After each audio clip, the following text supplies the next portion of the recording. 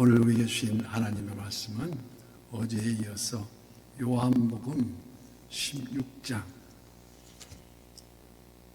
1절에서 11절까지 16장 1절에서 16절까지 교독하고 마지막 절은 합독합니다.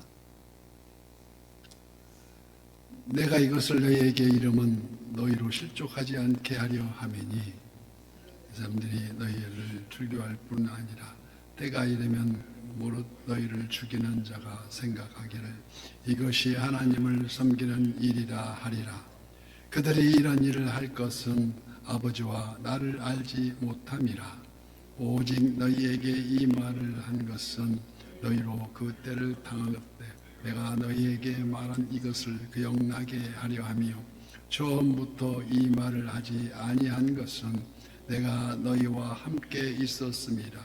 지금 내가 나를 보내신 이에게로 가는데 너희 중에서 나더러 어디로 가는지 묻는 자가 없고 도리어 내가 이 말을 함으로 너희 마음에 근심이 가득하였도다. 그러나 내가 너희에게 실상을 말하노니 내가 떠나는 것이 너희에게 유익이라.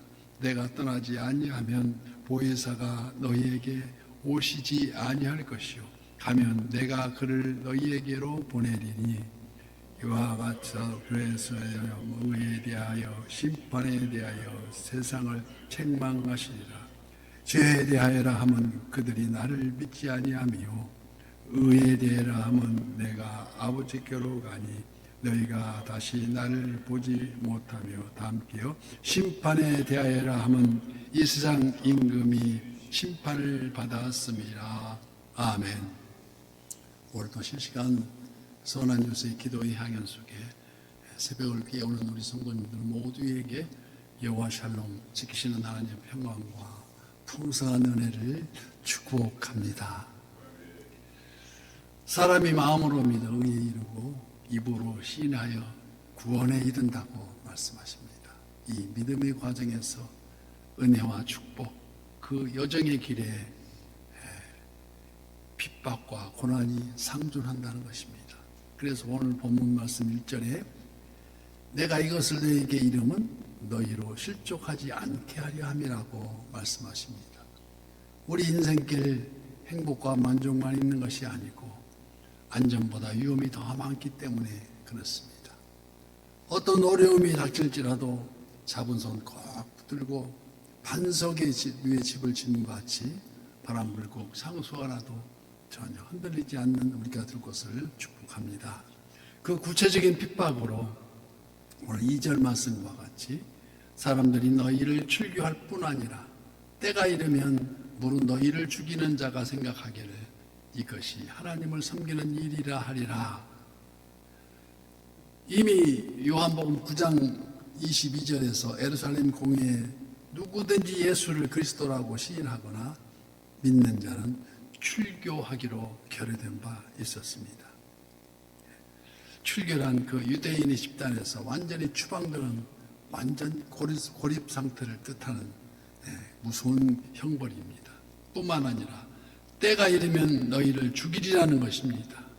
이 말씀대로 예수님이 승천하신 후에 얼마 안 있어서 스데반 집사가 말씀대로 순교를 하시고 당시 유대 사회에서 예수 믿는 자들을 핍박하고 출교시켰었는데 그들은 그것이 하나님께 충성한 길이라고 여겼다는 것입니다. 그래서 예수님을 따르는 것이 유대율법의 정통신앙의 이단화로 취급했습니다. 그 밤모섬에서 유배된 채 사도 요한을 제외한 거의 모든 사도들이 다 순교하게 되었고 수많은 믿음의 선진들, 기독인들이 곳곳에서 순교의 피를 흘려야 했습니다. 과거 중세 로만 가톨릭 교회가 개혁자들을 많이 처단했고 저들은 비성서적인 교리를 많이 만들어 놓고 오히려 자기들이 천국과 지옥 사이에 연옥이 있다느니 성서적인 신앙으로 돌아가려는 개혁자들이 처단하게 이렇습니다. 그래서 1517년 비텐베르크 정문에 나붙은 마틴 루터의 95개 항목의 개혁 오늘 우리는 이 성경을 바로 알고 바른 신앙과 바른 인식으로 무서운 죄를 더 이상 범하지 않도록 각별 유념해야 된다는 것입니다. 그래서 3절 말씀과 같이 그들이 이런 일을 할 것은 아버지와 나를 알지 못함이라 말씀하십니다. 하나님을 알고 바로 알고 성자 예수님을 바로 알았더라면 그들이 이런 일이 없었을 터인데 오늘날도 하나님을 바로 알지 못하고 예수님을 바로 알지 못하기 때문에 저들이 외면하게 할 수 있다는 것입니다. 그래서 누가복음 23장에 예수님 십자가 7원 중에서 이에 예수께서 이르시되 아버지 저들을 사하여 주옵소서 자기들이 하는 것을 알지 못함이니라고 주님은 말씀하옵니다. 저들이 알지 못함으로 결국 예수 그리스도를 십자가에 못 박았다는 것입니다.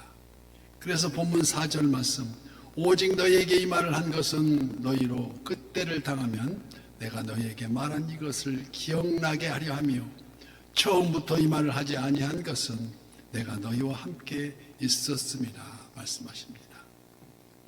내가 믿음으로 지켜나가 너희가 믿음을 지켜나가다가 정면 핍박이 올 터인데 그때 내가 너희에게 말한 이것을 기억나게 한다는 것입니다. 그러므로 진리를 추구하고 발자취를 따르는 동안에 어떠한 고난과 시련이 닥칠지라도 정금 같은 신앙으로 환난과 인내를 인내는 연단은 소망을 낳게 한다는 것을 잊지 말아야 된다는 것입니다. 이를 위하여 지금 내가 나를 보내신 이에게로 가는데 너희 중에서 나더러 어디로 가는지 묻는 자가 없고 도리어 내가 이 말을 함으로 너희 마음에 근심이 가득하도다. 그러나 내가 너희에게 실상을 말하노니 내가 떠나가는 것이 너희에게 유익이라. 내가 떠나지 아니하면 보혜사가 너희에게로 오시지 아니할 것이요 가면 내가 그를 너희에게로 보내리니. 우리 주님은 초에 말씀을 하시는 것입니다. 이 말씀대로 예수님은 십자가에 달리셨고 부활 승천하셔서 하나님께 돌아오실 것을 예고하고 있습니다. 이는 예수님이 세상을 떠나 성부 하나님 앞으로 다다라야 보혜사 성령님이 보낼 수 있고 지금은 육신이 몸이요 시간과 공간이 제한을 받아 함께 할 수 없다는 우리 말씀에서 그래서 내가 떠나는 것이 너희에게 유익이라는 설명을 하시는 것입니다. 실제 예수님이 승천하신 후 열흘 만에 안식일 다음날 오순절 마가다락방에 불이 혀같이 임한 성령에 의해서 그때 이후 지금까지 아니 재림하실 그날까지 보혜사 성령님은 우리를 도우신다는 것입니다. 그래서 이와 같이 성령도 우리 연약함을 도우시나니 우리가 마땅히 기도할 바를 알지 못하나 오직 성령이 말할 수 없는 탄식으로 우리를 위하여 친히 간구하시느니라고 말씀하십니다. 그래서 먼저 성령이 오셔서 죄에 대하여 책망하신다는 것인데 그래서 그가 와서 죄에 대하여 의에 대하여 심판에 대하여 세상을 책망하신다는 것입니다. 그래서 먼저 성령이 오셔서 죄에 대하여 책망하시는 것인데 여기 죄라 하면 그들이 나를 믿지 아니하며 불신앙의 죄를 의미합니다. 저들이 예수님을 십자가에 못 박을 때도 정령 메시아가 누구인 줄 얼마나 큰 죄를 저지르고 있는 줄 몰랐다는 것입니다. 그러나 후에 사도들이 성령 충만한 은혜를 받고 각기 나라별로 흩어져서 복음을 증거하며 너희가 예수님을 십자가에 못 박아 죽였지만 하나님은 저를 구주와 그리스도가 되게 했다고 할 때에 그때 비로소 사도행전 2장 37절 말씀과 같이 그러면 우리가 어찌할꼬 하고 마음에 찔림을 받았다고 주님을 깨달았다고 기록하고 있습니다. 성령은 이와 같이 죄인의 마음을 찔러 깨닫게 하는 역할을 합니다. 오직 성령만이 하나님에 대한 무지가 죄요 그리스도를 믿지 않는 것이 가장 큰 죄가 됨을 알게 하셔 주시고 그래서 복음을 전하는 것이 얼마나 절실한 것임을 깨닫게 하고 회개에 이르게 한다는 것을 말씀합니다. 그 다음에 의에 대하여라면 새롭게 깨닫게 하는 역할을 하신다는 것입니다. 유대인들은 율법주의의 의의를 자랑했지만 예수님이 오셔서 새로운 의의 표준을 제시하셨습니다.